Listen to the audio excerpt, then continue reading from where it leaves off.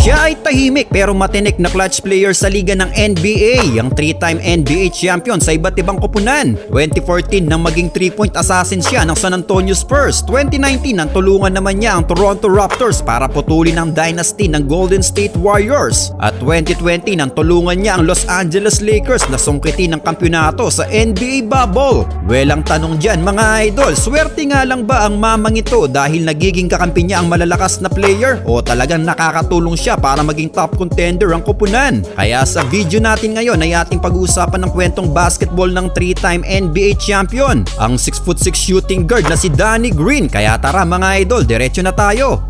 Well, alam nyo ba mga idol na bago pumasok si Danny Green sa liga ng NBA ay talagang swerte na ito sa kampyonato? Dahil 2009 sa kanyang senior year sa koponan ng North Carolina Tar Heels ay tinulungan niya ang koponan na makarating sa 2009 NCAA Championship game. Umaverage siya noon ng 13.1 points, 4.7 rebounds, 1.8 steals at 1.3 blocks per game. Hindi man gaanong katataas ang stats niya mga idol ay napakalaking tulong pa rin yan sa koponan. Nakaharap nila noon ang Michigan State Spartan na tinalo nga sa final score na 89-72. Kaya bago nga niya tinapos ang kanyang college basketball ay isang kampyonato ang binaon niya para sa pagtawid niya sa liga ng NBA.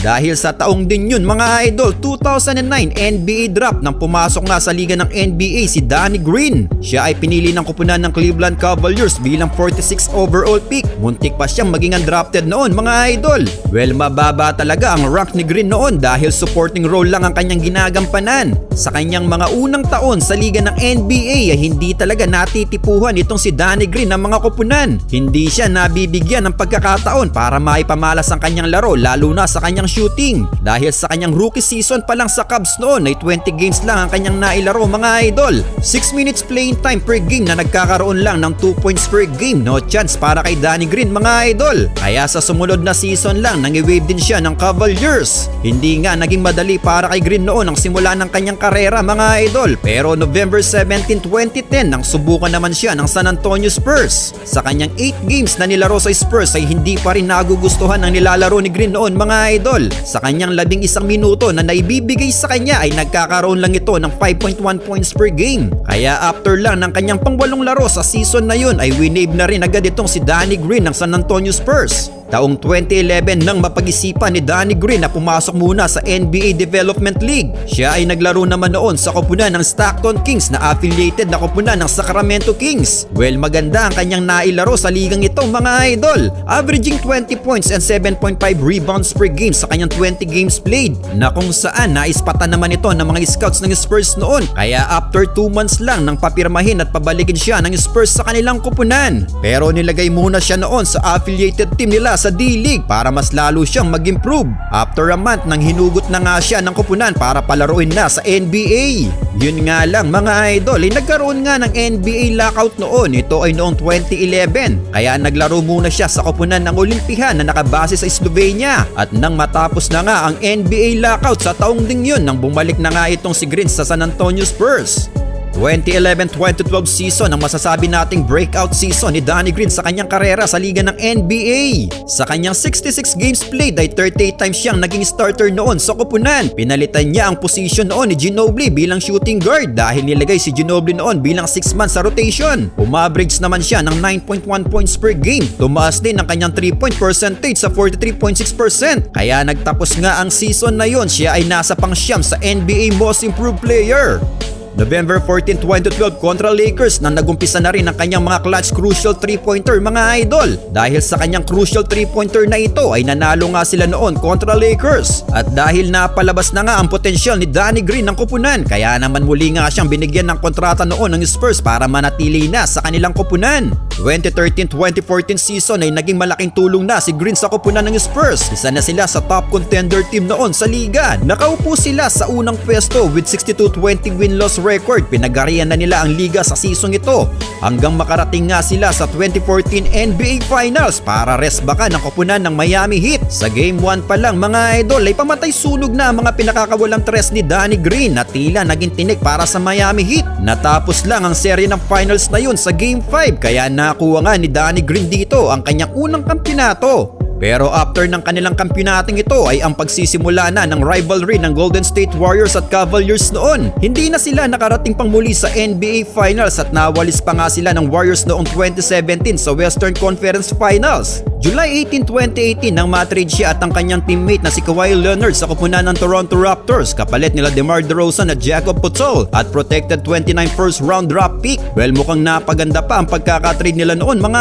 idol. Well, sa tulong na rin ni Danny Green bilang starting shooting guard ng koponan ay naupo sa pangalawang pwesto ang Raptors noon sa East with 58-24 win-loss record. Naging pader sila sa playoffs noon mga idol na pinabagsak pa sa Eastern Conference Finals ang number 1 seed noon ang Milwaukee Bucks. Nakarating nga sila noon sa 2019 NBA Finals na nakaharap ang naghahari noon sa liga ang Golden State Warriors. Pero sa pagkakataong ito ay injury ang kanilang isang superstar na si KD at sa Game 6 pa ng serye na ma-injury din si Klay Thompson. Tila naging tinik si Green dito sa kanyang pamatay na 3-pointer mga idol kaya sa huli ay na-upset nga ng Raptors noon ng Warriors at nakuha nga dito ni Danny Green ang kanyang pangalawang kampyonato. Well, after ng kanilang kampyonatong yun ay na-acquired naman si Green ng Los Angeles Lakers. Pinapirma siya ng 2-year $30 million contract at nakasama nga niya dito si AD at LeBron. Ito ay ang NBA bubble mga idol. Nanguna ang Lakers noon sa liga with 52-19 win-loss record kaya nakarating nga sila noon sa NBA Finals na nakaharap naman ng Miami Heat. Gaya ng inaasahan mga idol ay naging 3-point assassin pa rin itong si Green ng Los Angeles Lakers. Ito talaga ang kanyang specialty lalo na may experience na siya sa NBA Finals.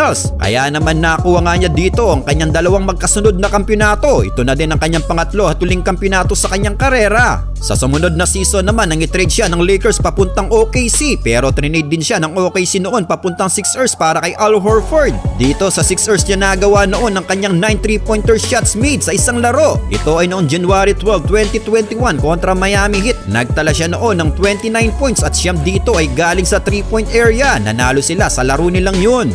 2022 NBA Playoffs Game 6 versus Miami Heat na mangyari ang hindi inaasahang injury ni Danny Green. Ito'y matapos siyang mag-suffered ng left knee injury nang makabanggaan niya ang teammate niyang si Joel Embiid. Kinabukasan lang na ma-diagnose na siya ng ACL na magpapabago na rin pala sa kanyang laruan. After ng dalawang season niya sa Sixers nang matrade na naman siya papuntang Memphis Grizzlies. Masasabi na natin na ito na ang downfall ni Green noon mga idol dahil na rin yan sa kanyang edad at sa kanyang natamong injury. 3 games lang ang kanyang nailaro noon sa Grizzlies kaya sa season din na yon ay trinade din siya sa Cavaliers. Pero 8 games nga lang ang kanyang nailaro noon sa remaining ng season. After matapos ng season ng 2023 na makapirma pa siya sa Philadelphia 76ers. Ito na ang kanyang huling season sa liga ng NBA mga idol. Pero after 2 months lang ng regular season na yun, nang-wave na din siya ng tuluyan ng Sixers. At wala na nga kumuha pang kupunan sa kanya. Well, hindi na rin masama ang kanyang naging karera sa liga ng NBA mga idol dahil siya ay nagkaroon ng 3 kampyonato. Well, kayo mga idol, ano ang masasabi nyo sa naging karera ni Danny Green sa liga ng NBA?